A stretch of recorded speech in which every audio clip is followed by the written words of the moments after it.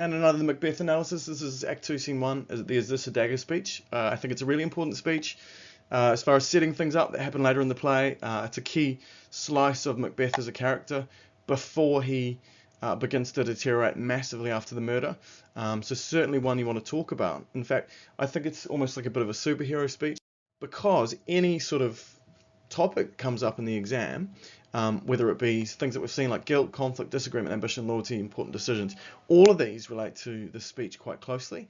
And if you're looking for Macbeth talking about himself or revealing things about himself early in the play, this is, I think, where you should be going. Let's put this into context. The Is This a Dagger speech happens immediately after Act 1. Act 1's quite a long act. A lot happens. Don't forget he's the big hero, Macbeth, in Scene 2 in Act 1, very early on. And then we see he meets the witches in Scene 3. Then he begins to start thinking those evil thoughts. They start growing on him. And then by the time he tells his wife, we see his wife's strong sense of ambition to carry this through, and really start to push Macbeth in mentioning the idea that Duncan might not survive when he travels to Macbeth's place. In Scene 7, we get the first sort of key speech of Macbeth on his own, and he's very hesitant and he doesn't really want to go through it with it. He's explaining why it's such a bad thing, and once again Lady Macbeth arrives and convinces him to go through with it, comes up with the whole plan. And in Scene 1, he's very much in Act 2, he's decided, he's literally on the way down towards Duncan's room with the murder weapon, and after briefly talking to Banquo, it's night time, everyone's in bed, and he's ready to follow through.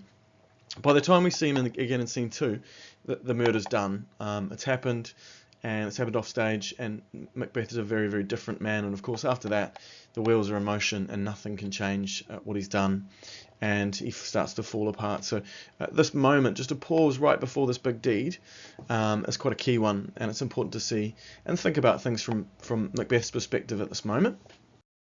And here it is, I've divided into 4, which is handy in these big long speeches, but also I think there's 4 distinct sections to the speech, and he shifts from one topic to the next. When you're revising, I think it's good to know this, because when you think of themes, or you're trying to think on your feet in an exam, actually thinking of what the speech connects to thematically in the different stages could be really useful to you. So I'm going to try and do a video on each one of these 4 sections. If it was me, probably the green and the red are the big ones, but the other 2 have got some fantastic quotes, and we see some distinct shifts in Macbeth during those sections as well. So at the start, it's just an immediate reaction to the dagger. What is the dagger? Where does it come from? And next, the connection between the dagger and the murder, and it very much seems to upset Macbeth.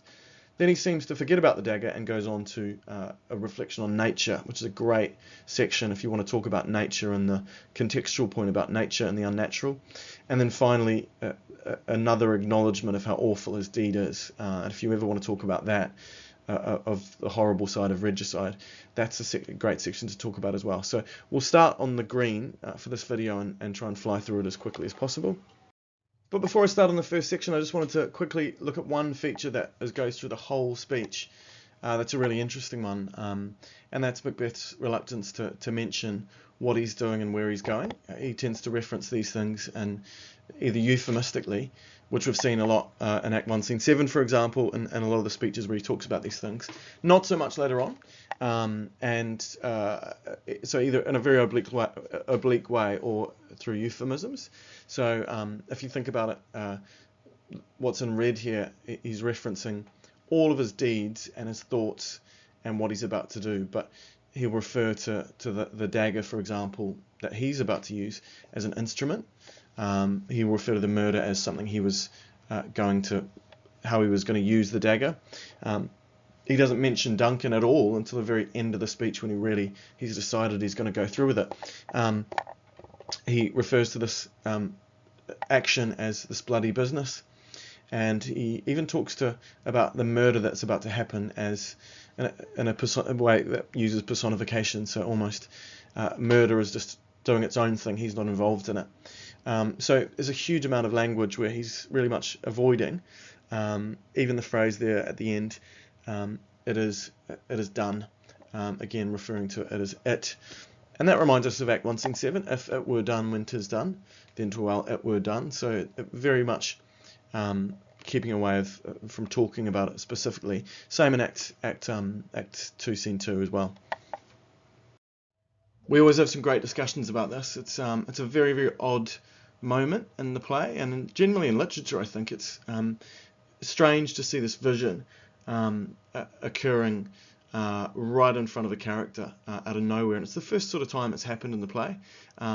We've had lots of thoughts about things, but actually to see this thing floating and to believe it's there to the extent that he reaches out and tries to grab it is very unusual, and ties in, I think, with Banquo's ghost, and even with Lady Macbeth's vision of sort of this blood on her hands.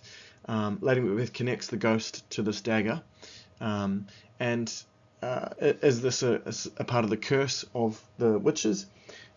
Is it something that actually is happening? Nature's that disturbed that these things are happening, or is it something that's purely a conjuring of Macbeth's disturbed mental state? Is something that you might want to discuss. I would suggest before we start diving into a line by line that you have a copy of the play or be taking notes. I think it's very easy to sit back and watch a video and be really passive, and our students are doing that a lot, but don't forget to be active and make sure that you're taking those notes and absorbing it so that you can use it in your writing later on. As we sort of dive into the speech, I mean, the first feature we can see is 3 rhetorical questions. And interestingly, I've just literally come today from a play at the Globe, and once again just reminded that a soliloquy like this is a real intimate moment. It's usually a moment where a speaker can actually share things with the audience. In this case, Macbeth's not in charge. He's actually responding to something else. He's not sharing things deliberately with us. He's actually responding to something that's a projection or a hallucination. So I think the fact that he's immediately questioning is quite significant, and it makes him seem, I think, more passive, and his vision seem a little bit more active and dominant in the speech, and I think it's definitely worth commenting on. It's very unusual that we have this many rhetorical questions to show he's very unsure about what's going on or how to respond to the feelings that he's having. I don't think he's unsure about what he's about to do, but he definitely doesn't seem to be in control. Even when we compare this to other speeches, even Act 1, Scene 7, if it were done in Winter's Done, a very hesitant speech, but he's still in charge and he's still thinking. This one, he's more reacting to what's going on in front of him. So the vocab that we have there is words like confused, uncertain, psychologically unstable, guilty, not confident, not heroic, which we'd expect from sort of our hero of the story and from the person we heard about in Act 1. So again, always when we're discussing the effect of language or what Shakespeare's trying to do or what we see about a character, we really want to raise our vocabulary. So get these phrases and expressions into your way of writing. And again, when you compare this to Macbeth from later on, who's very much driven and not uncertain at all, and almost just acting out of anger, here it's a nice contrast. So start using this vocabulary to really raise the level of your paragraphs and points. And I think the next step is just being aware that actually not only are we using rhetorical questions and Macbeth is questioning the dagger, he's actually using that pronoun you, that second person pronoun. Here it's thee and thou. It's not an it. And even that verb choice, let me, shows that actually he doesn't seem to be the one who's taking charge. Remember Macbeth from Act 1, Scene 2, who saves the king and wins a battle almost single-handedly? Here, he's extremely passive. Could you read into the fact that he immediately tries to reach out and hold the dagger? I'm not sure. But he definitely doesn't seem to be the one who's taking charge. And if we look at the pronouns and that verb choice and the rhetorical questions together, and the fact that this is a soliloquy and he seems to be very passive, that's quite a powerful case when we're talking about Macbeth being incredibly on the back foot before he goes and commits this evil regicide of killing the king. And if we're looking for an explanation for this passive approach, Macbeth gives us the answer with this really, really crucial concept of a heat-oppressed brain, which sums up, I think, the psychology of the speech. So absolutely remember this quote, use it, as well as the phrase dagger of the mind. Both of them are incredibly important as to talking about the psychological damage that we're seeing in Macbeth, which is captured in this almost symbolically in this dagger. And again, on the right hand side, some useful vocab there, and lots of contextual things as well. Guilt, the supernatural, the witches, the uncertainty. Why is he uncertain? Because he's going to be killing the king. And concepts that we'll see later in the play in that third paragraph. Seeing and hearing things will be a common feature from now onwards with Macbeth, as well as sleeplessness and bad dreams when he is sleeping. So all of this psychological damage or psychosis or just severely hurt and unwell Macbeth is summed up in these quotes. So come back to this quote in an essay and discuss it. So these two phrases, dagger of the mind and the heat-oppressed brain. Dagger of the mind, a nice chunky noun phrase there, which we'd associate with pain, like something sticking into your brain and causing suffering. And of course there's a play on words because the dagger is a projection of Macbeth's mind as well. Really painful, tormenting, violent, disturbed, unnatural image, as well as the heat-oppressed brain, a brain that is feverish. Macbeth himself acknowledging that he's not right mentally. And even phrases like the wicked dreams abuse the curtain sleep that we see later in the speech, the abuse and oppression that happens to Macbeth psychologically in this play as a result of his decision making, of being almost cursed by the witches and being judged by God for letting his ambition get in the way. All of this is really crystallized beautifully in the speech. Nice little comparison here to pull apart this concept of psychology. We've got Lady Macbeth and Banquo. Both of them are referencing or referring to the witches and what the witches have told them and how they're responding to the witches. And Macbeth's already admitted that he's having uncertain thoughts because of what the witches have said.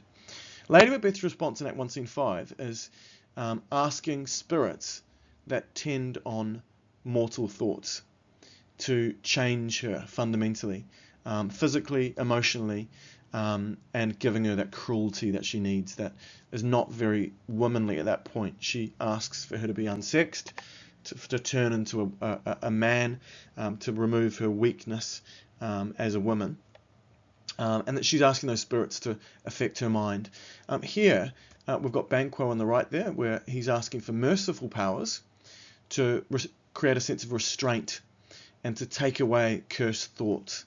And again, the power of thoughts and the power of divine influences to affect those thoughts, I think is quite a powerful contrast between one character and another. And again, it's that acknowledgement that our thoughts are not necessarily arbitrary. They come from somewhere, and we can influence them by asking for help or support or removing these thoughts and not feeding them.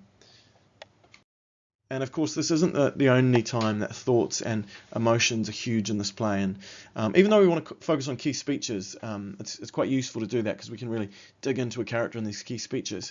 Let's look at other sections of the play where this stuff's important. Obviously, if you're going to mention psychology, go to Act 5 and mention the tomorrow and tomorrow and tomorrow speech. But the two I've given there, the first one's from the doctor, talking after Lady Macbeth has been seen to be sleep talking and sharing all these evil deeds that she's done.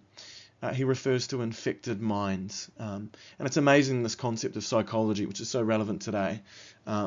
Shakespeare's really picking up on this. So infected minds, to their deaf pillows discharge their secrets. And Macbeth, later talking to the doctor, asks him if he can cure a mind that is diseased. And again, we've got a heat-oppressed brain. Now we've got a mind diseased. This idea of a fever of the brain, of the psychology. Going back to Act 1, Macbeth there suggesting that he's thinking about killing the king already, although he doesn't say it, says that his thoughts shake his single state of man, his manhood, his very nature, and his thoughts are doing that. And again, the thoughts are unfixing his hair, are making him very, very stressed, and making his hair stand on end. In Act 2, just after the murder, he thinks he hears a voice saying, "You're murdering sleep," and he refers to sleep as the balm of hurt minds. That sleep is really important for stopping people to be becoming more psychotic and depressed and unwound.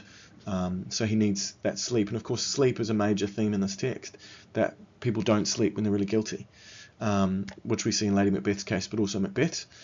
And in Act 3, all these are from Macbeth. So he feels, again, psychologically cabined, cribbed, confined there in the second one. Great language to pick up on and discuss those 3 adjectives, all of them metaphorical, the concept of him being trapped. And he says there, with the ecstatic oh, full of scorpions is my mind, very powerful exclamation. He's referring there to his feeling of guilt after killing the king.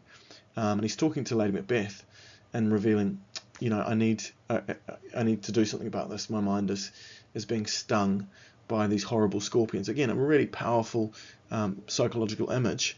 And in fact, after Act 3, Scene 4, Lady Macbeth says to him, you need to sleep. You need to rest your mind. And again, earlier on in Act 3, he refers to torture of the mind. So again, physical pain and stress of the brain. So if we go back to our speech and think about the dagger of the mind, and the heat-oppressed brain, it's one of the early stages of this emotional, mental deterioration. So definitely reference this and talk about it. And just to recap, we don't need to actually talk too much about language features in this essay. It's more about the knowledge of the play and your understanding of the whole text. You do get some marking on the language features, and as you talk about the speech, do discuss how Shakespeare goes about the speech. Obviously, he uses the language to do what he does. But I think if you're doing your flashcards and you're doing your revision, just remembering these sort of key techniques might be a nice way for remembering the quotes, those sort of features that come through. And on the right hand side, just again those sort of statements which use the language that we want to use, the concepts of guilt, psychological disturbance, the signs that are being shown there, unnatural damage in nature, but also psychologically for Macbeth. So lots of things that you could talk about, and again referencing those context things like the witches, like guilt, like unnatural, all of those things that we can write about. Go back to those key themes that we looked at the very start: guilt, conflict, disagreement, ambition, loyalty, important decision. All of those are extremely useful in this speech. So if you ever have a chance to comment on any of these things, go to this speech and really pull it apart and think, how could I use this speech to show off my knowledge of the play?